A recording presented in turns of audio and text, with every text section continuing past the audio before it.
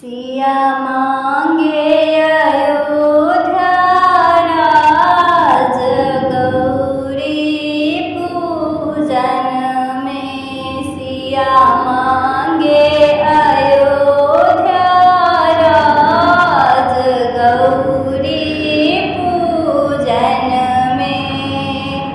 राजा दशरथ सन ससुर मांगे छठ। राजा दशरथ सन ससुर मांगे छठ।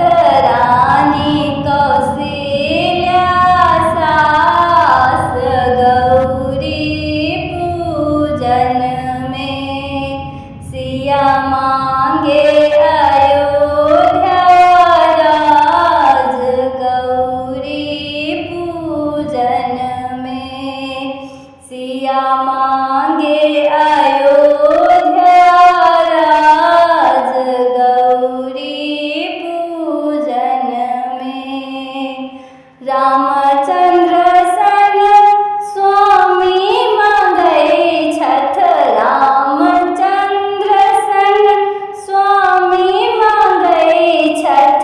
बाबू लक्ष्मण देवर गौरी पूजन में। सिया मांगे अयोध्या राज गौरी पूजन में। सिया